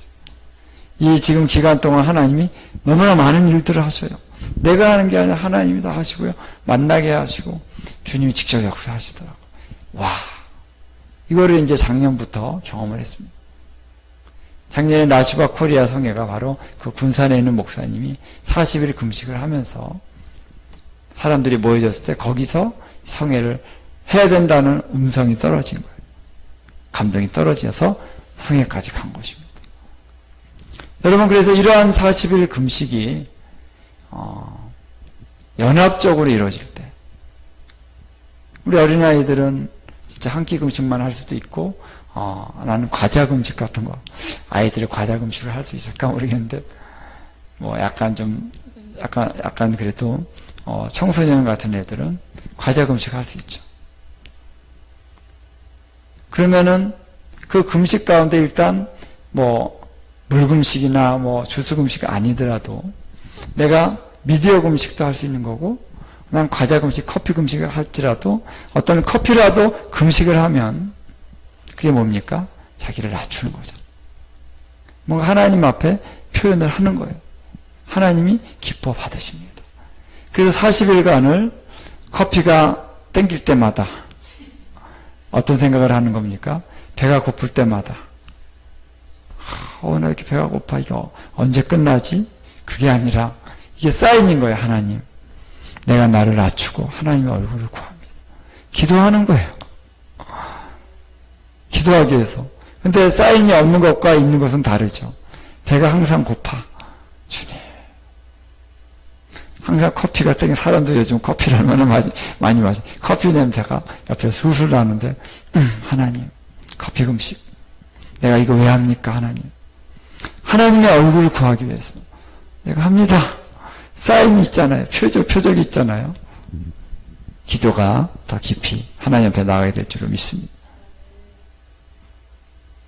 그 40일 금식의 운동이 일어날 때 하나님은 역사하신다. 여러분, 이제 40일 금식에 대해서 또 우리가 더 깊은 이해가 필요한데요. 자, 그 루잉걸 목사님이 지으신 예수님 금식에 보면은 이런 얘기가 나옵니다. 40일 금식을 할 때 다음 세대가 일어난다. 할렐루야. 어떤 근거를 얘기하시냐면은, 자, 모세가 40일 금식을 했을 때 여호수아가 연결이 된다는 거예요. 할렐루야. 성경을 한번 보면요. 자, 여러분 잘 아시니까 제가 성경을 굳이 찾아보지는 않겠지만, 모세가 하나님의 계명, 그 십계명을 받기 위해서 산에 올라갔을 때 40주 40야를 그 산에 있었어요. 24장 18절에 보면은, 그럼 40주 40야를 산에 있을 때 먹었겠습니까? 금식했겠죠. 산에 먹을 것이 없는데, 지금처럼 우리가 뭐 빵을 가져가고 이런 먹을 거를 가져가고 그런 시대가 아니잖아요. 그 산에 가서 40주 40야를 하나님을 만나서 금식했을 것이다. 금식하고 내려오는데 어떻게 했습니까? 이스라엘 백성들이 막 송아지를. 근데 여호수아는, 자, 모세가 산에서 하나님을 만날 때 여호수아는 모세 옆에 있었어요. 근처에 있어요. 여호수아도 뭐가 일어나는지 몰랐습니다. 그러고 나서 모세가 막 이스라엘 백성들 막 하고 하나님이 그런 얘기들 나온 다음에, 그 다음에 모세가 회막에서 하나님의 말씀을 들을 때 어떤 구절이 있냐면 33장 11절에 보면은, 자, 사람이 자기의 친구와 이야기함 같이 여호와께서는 모세와 대면하여 말씀하시며, 모세는 진으로 돌아오나 눈의 아들 젊은 수종자 여호수아는 회막을 떠나지 아니하니라. 자, 여호수아가 회막에 머물러 있었어요. 회막은 어떤 곳입니까? 하나님의 임재가 있는 곳이에요. 그래서 여호수아는 영이 다르다 그랬습니다. 성경에 보면. 그는 다른 백성들과 영이 다르다는 것은 뭐냐면 하나님의 영이 그에게 임한 자다라는 거예요. 그래서 여호수아가 바로 이 모세가 40일 금식을 한 다음에 여호수아라고 하는 제자가 세워지는 것이죠. 할렐루야. 그래서 나중에 모세의 대를 여호수아가 있잖아요. 그렇죠? 다음 세대가 세워지는 것이에요. 그 다음에 엘리야는요, 갈멜산에서 위대한 승리를 한 다음에, 갑자기 어려움을 당해가지고, 내 영혼을 그냥 가져가십시오. 이렇게 막 기도하면서, 근데 천사가 음식을 주면서 다시 하나님이 힘을 주시면서 호렙으로 가라. 호렙산으로 가라 그랬어요. 그래서 음식을 먹고 40주 40야를 엘리야가 갔어요. 호렙산으로. 여기서도 아마도 그 엘리야가 먹을 게 없었는데 까마귀를 통해서 먹을 걸 갖다 줬죠. 천사가 줬나? 천사가 줬습니다. 40주 40야를 달려갔는지 걸어갔는지 엘리야가 밥을 먹었겠습니까? 안 먹겠습니까? 안 먹었다고 보는 거예요. 하나님의 능력을 받아서 금식하면서 갔다. 그 40주 40야를 가서 호렙에서 하나님의 명령을 받습니다. 어떤 명령을 받습니까? 엘리사를 세워라. 또 이스라엘에 누구를 세우고 또 아람에 누구를 세워라. 근데 엘리사를 세우라 그랬어요. 그래서 호렙에서 내려오면서 바로 엘리야가 무엇을 했냐면은 엘리사를 만났습니다. 그래서 그의 겉옷을 던졌습니다. 엘리사가 수제자가 된 거예요. 할렐루야. 나중에 엘리야의 그 갑절의 기름 부으심을 받아서 엘리야의 그 어떤 역할을 이어간 사람이 엘리사인 거죠. 여러분, 다음 세대가 세워져야 됩니다. 근데 이 40일 금식이 다음 세대를 세우는 하나님의 특별한 능력이 있다는 것입니다. 그것을 이제 루잉글 목사님이 써놓으셨어요. 실제로 미국에서 유명한 많은 정말 위대한 하나님의 종들이 있지만 루잉글처럼 제자들이 많은 분들이 없대요. 굉장히 제자들이요, 루잉글 목사님 많이 따른다 그래요. 그리고 저도 작년에 이제 40일간 금식을 했는데요. 여름에 6월 6일부터 7월 16일까지 우리 그 군산의 목사님이 하신다고 해서 같이 했습니다. 그때 오바령 목사님도 하시고 뭐 몇 분 목사님이 하셨는데 저도 이제 20일은 그냥 아침 금식하고 20일은 주스 금식을 했어요. 금식을 하고 나서 며칠 있다가 이제 여름에 그 수련회를 하는데 미국에서 데이비 킴 선교사님이라고 하는 루잉글 목사님의 수제자인 그분이 오셔서 집회를 했어요. 내가 어떻게 그걸 알게 돼가지고 어떻게 전에 그래요? 그럼 보니까 우리 아들이 딱 보니까 방학 때랑 딱 맞더라고. 방학하자마자요. 그래서 우리 막내 아들한테 너 안 갈래? 뭐 생각해 볼게 그러더니 가겠다는 거예요. 걔가 잘 안 가거든요. 그런데 가가지고 은혜를 많이 받았어요. 와, 다음 세대 저의 기도 제목이 뭐겠습니까? 우리 아들, 딸 정말 하나님의 사람 되게 해달라는 거죠. 딴 거 있습니까? 공부 잘하는 거 저는 별로 관심 없어요. 근데 우리 어떤 목사님도 내가 이 얘기를 했더니 그래요? 이제 그 한 2년, 그러니까 3년 전에 그 목사님이 40일 금식을 했어요. 물금식을 이렇게 했는데, 내가, 그래? 근데 그 아들이 보면 이제 장남인데 항상 보면, 걱정해. 걔 지금 뭐 하려고 그러는지 별로 이제 의미 없는 것 같은 세월만 보내는 것 같고, 열심도 없는 것 같고, 그런 얘기를 많이 했었어요. 근데 요즘에 그 위러브라고 하는 지금 CCM 그 어떤 예배 단체가 있습니다. 위러브. 다음 세대 가운데서 이 크리스찬 이제 단체인데 위러브가 우리 자녀들 우리 믿는 우리 청소년들 안에서 1위예요. 1위. 인기가 1위예요. 윌러브 나오면 애들이 막 너무 좋아. 왜냐하면 아이들에게 그 문화의 컨셉에 맞는 그런 예배 사역을 하기 때문에 아이들이 너무 좋아하는 윌러브라고 했는데 거기에 대표가 이 아들이에요. 그래서 그 걔가 별로 그렇게 시덥지 않다고 아빠가 그랬는데 와 대단하네 걔가. 그래가지고 제가 다시 봤거든요. 그래서 그 목사님한테 물어봤어요. 걔 어떻게 지금 잘하냐? 잘한다고 지금. 그래요? 그래서 제가 얘기를 한 거예요. 목사님이 금식해서 그 아들이 이렇게 된 거 아니냐 그러니까 생각을 해보니까 금식을 끝내고 나서 얼마 안 있다가 그 아들이 윌러브를 시작한 거예요. 할렐루야. 그러네 진짜? 그러시더라고요. 40일 금식이라는 게 바로 하나님의 이 유업이, 영적인 유업이 자녀 세대로 흘러가는 그런 강력한 역할을 하는 통로 역할을 한다는. 할렐루야. 안 할 수가 없죠. 할렐루야. 안 할 수가 없어요. 우리 대한민국에 주신 위대한 영적인 그런 유업이 있습니다. 금식이고 철야고 부흥, 선교. 우리 자녀 세대에게 다 흘러가야 돼요. 자녀 세대는 갑절을 받아야 돼요.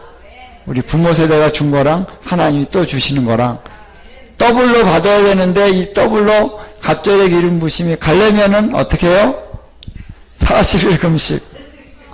이게 통로가 필요하다. 그래서 엘리야가 와서 아비의 마음을 자녀들에게로, 자녀의 마음을 그들의 아비에게로 돌이키게 하리라. 그리하지 않으면 저주로 그 땅을 칠까 두려워하노라. 여러분, 아비의 유업, 자녀의 유업이 이렇게 연결되기 위해서는 아비의 마음이 자녀에게로, 자녀의 마음이 아비에게로 와야 되는데 이것이 어떻게 됩니까? 바로 엘리야처럼 40일 하나님의 사람 엘리야의 영을 받을 때 이렇게 흘러가는 것입니다. 오늘 이러한 금식의 운동이 일어나야 성회가 온전히 또 이루어질 수가 있다는 것을 제가 발견했습니다. 성회 한번 하려면요, 그게 간단한 게 아니잖아요. 제가 2002년도에 더콜 코리아 성회를 섬겼습니다. 그때는 어떤 목사님이 책임지고 가셔서 어려움이 많았지만 너무 놀라운 그런 시간이에요. 그 다음에 2013년도에는 또 잠실에서 성회를 해야 된다.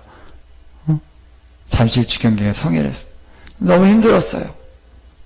그렇지만 은혜 가운데 잘 진행이 되고 마무리 졌는데 사람들은 너무 적게 모였죠. 재정도 어려웠고 2017년도에는 또 상암 경기장에서 우리가 금식성회 3일간 금식성회를 했습니다. 우리 목사님들하고 같이 연합했었죠. 2019년도에는 나슈바성회 군산에서 했습니다. 이런 성회들을 한번 할 때마다 이게 간단한 문제가, 아까도 얘기했지만, 자, 태풍이 불어닥치는 이러한 것은요, 우리 인력으로 감당할 수 있는 수준이 아닌 거죠. 근데 어떻게 하나님이 그것을 극복하게 해주는가, 뭐 여러 가지 이유가 있을 수 있겠지만 가장 중요한 것은 우리가 금식을 했다라는 거예요. 금식을 할 때 이러한 정사의 세력들의 어떠한 공격으로부터 하나님이 우리를 보호해 주실 수 있는 그런 권위와 능력이 부여된다는 것입니다.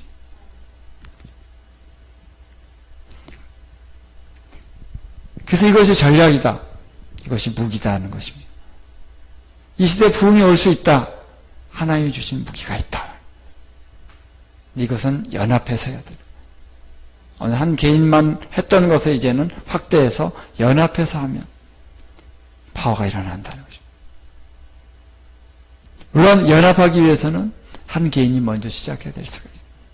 야곱이 하나님의 얼굴을 구함으로써 그 12 아들에게 그리고 이스라엘 족속에게 바로 하나님의 얼굴을 구하는 DNA가 전해진 것처럼 엘리야가 했을 때 엘리사에게, 또 모세가 했을 때 여호수아에게 가는 거죠. 그러니까 먼저 해야 되는 사람이 있어요. 그들이 아버지죠. 아버지가 먼저 해야 돼요. 아버지가 먼저 하고 자녀들에게 임파테이션이 갈 수 있도록. 오늘 우리 다음 세대가 일어나기 위해서 우리 아버지 어머니 세대가 먼저 주의 얼굴을 구해야 될 줄 믿습니다. 자, 마지막으로 또 한 가지만 좀 나누면요, 또 한 가지의 전략이 뭐냐? 또 한 가지 전략은 연속예배다. 24시 연속예배 지금 하고 있습니다. 우리 과거에 한 3, 4년 전에도 여기서 우리 24시 연속예배를 했습니다. 그때 우리 정양랑 집사님 하고 또 우리 다른 분들이 여기 와서 기도하시다가 계속 여기 킹덤 하우스에 오시게 된 건데, 그때 제가 기억하기로 어떤 목사님 여기 와서 예배를 드리면은, 우리가 그때는 사람이 적어서요, 어떨 때는 그냥 이 워십 CD를 틀어놓기만 했어요. 우리가 너무 힘드니까 거기서 저기서 자고 있고 틀어놓고, 그러면 집사님들이 와서 그냥 예배 드리는 거예요. 기도하는 거예요. 기도하는데 주님이 와서 확 이렇게 임하시고요. 막 기도가 너무 잘 되고, 기도하는데 막 내 기도는 안 되고 막 나라를 위해서 기도하고 있고 막 이런다고. 그래서 그러시냐고. 그래서 여기서 기도하면서 뭔가 주님의 임재를 경험하신 거죠. 그걸 경험하시면서 이제 계속 기도하러 오시게 되고 이렇게 된 건데, 그 이번에 또 이제 40일 우리가 연속 예배를 드리고 있습니다. 근데 어쨌든 40일 연속 예배를 드리고 있는 중에는 정말 하나님의 임재가 계속 우리 가운데 임하고, 그래서 여기 예배를 인도하러 오신 분이 처음에 한 번만 와서 해주십시오. 예, 그래요? 내가 시간 한번 내보겠습니다. 그래가지고 한 번 와서 예배를 드리는데 이 2시간을 하거든요. 2시간을 예배를 드리는데, 보통 예배를 하면은 예배 인도자들은 회중들이 예배를 잘하고 회중들이 어떤 은혜를 받도록 하는 역할이 이제 예배 인도자인데, 이건 여기는 달라요. 아무도 없어요. 그냥 대체로 아무도 혼자 하는 거야. 2시간, 어떨 때는 새벽 1시, 2시 그때도 하는 거예요. 그러면요, 예배하면서 주님이 임재하십니다. 어떨 때는 저도 이제 새벽에 막 예배를 인도하고 있는데 주님이 이렇게 확 오셔요. 말씀을 하셔요. 말씀을 듣느라고 이거 그냥 기타를 땡 하면서 그냥 이렇게 그냥 듣는 거예요. 그러니까 예배를 하면서 이 형제들이 은혜를 받아가지고, 목사님, 제가 더 하면 안 됩니까? 얼마든지 하십시오. 물론 다른 사람들이 이렇게 정해놓은 시간 외에 조정을 해가지고 하게, 안 하면은 다 여기요. 우리 여기 스텝 시작하신 목사님하고 우리 형제가 해야 되거든요. 하루에 4타임도 하고 5타임도 합니다. 8시간? 10시간이에요. 하루에 10시간. 힘들어요. 육체는. 그러니까 누군가가 해주면은 감사한 거죠. 하십시오. 그럼 어떤 분은 막 일주일에 쫙 하는 거예요. 아침 시간 5번, 6번. 자기가 막 적더라고. 하면 좋대요. 기쁘대요. 할렐루야. 그런 기쁨이 있으니까 또 하는 거죠. 이 연속 예배를 할 때 바로 하늘의 문이 열린다라는 것입니다. 그래서 보좌에서의 예배, 성전에서의 예배는 바로 이와 같은 예배입니다. 연속 예배. 다윗의 장막을 세우고 다윗의 장막에 언약궤를 모셔다 오고 난 다음에 다윗이 지속적인 예배를 했어요. 거기서의 예배는 우리가 지금 드리는 예배 스타일과 너무 다르다는 거예요. 우리는 어떻게 합니까? 예배를 우리 다 일어나십시다. 예배 인도자가 주님을 찬양합시다. 그리고 어떻게 해요? 사람 보고 예배를 드려요. 사람 보고. 물론 주님의 임재 가운데 이끌어 갈 때도 있지만 어떨 때는 보면 그 예배 인도자들이 제가 이렇게 보면은 사람들에게 사람들의 마음에 맞추느라고, 자, 우리 여러분 주님을 찬양합시다. 야, 손 들고 찬양하죠.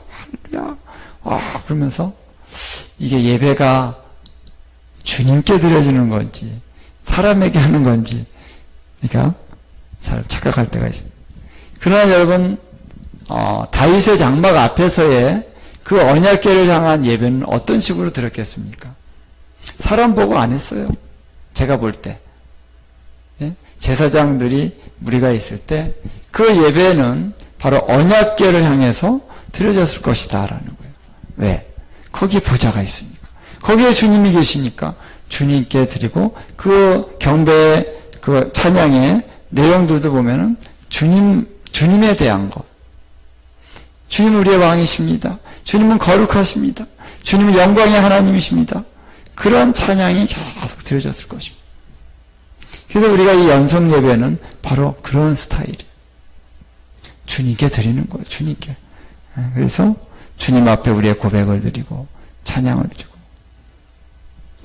이러한 찬양을 드렸을 때에 주님은 나타나신다는 거예요. 주님은 임하신다는 것입니다. 주님의 통치가 이제 강력하게 이루어지기 시작하는 것이다. 할렐루야. 여러분, 이것이 회복이 되어야 되는데 적극적으로 회복이 되어야 된다는 거예요. 우리 교회 부흥하기 위해서 좀 해볼까? 이런 게 아니라는 것입니다. 국가적으로 이건 연합해서 적극적으로 하나님의 그 보좌가 이 땅 가운데 강력하게 실질적으로 움직이게 하기 위해서 예배가 되어야 되는 것입니다. 그래서 주님이 오시면은 주님은 말씀하십니다. 어떨 때는 전략을 말씀하십니다. 너희 대한민국이 이제 이러한 재난을 극복하기 위해서 너희는 이렇게 해라. 주님의 말씀대로 하면 주님이 해결하십니다. 할렐루야. 남북한의 통일과 또 경제적인 어려움 회복, 정치적인 문제들의 극복, 우리 다음 세대들 얼마나 지금 어렵습니까? 여러분 N번방 사건 아시죠? 인천에서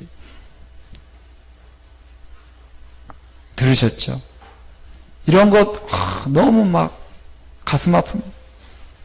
너무너무 정말 오열이 날 정도로 우리 자녀 세대들이 이렇게 이 완전히 사단이 이렇게 비참하게 우리 딸들을 우리 아들들을 그렇게 이런 일들이 여러분 어떻게 그치겠습니까? 주의 얼굴을 구할 때 주의 얼굴을 구할 때 하나님이 이것을 극복하게 해주신다. 이 전략을 하나님이 우리에게 다운로드 시켜주셨고 구체적으로 어떻게 이것을 전개해 갈 것이냐. 우리 다음 시간 계속해서 이 전략에 대해서 여러분에게 나눌 것이고요. 그래서 이 전략이 온전히 이루어지기 위해서 우리가 군대가 되어져서 연합해서 함께 전진해 가는 그런 군대로 우리가 나가야 된다라는 것입니다. 그런 역사에 우리가 함께 동참해 가실 수 있는 저와 여러분 되실 수 있기를 주님의 이름으로 축원을 드립니다.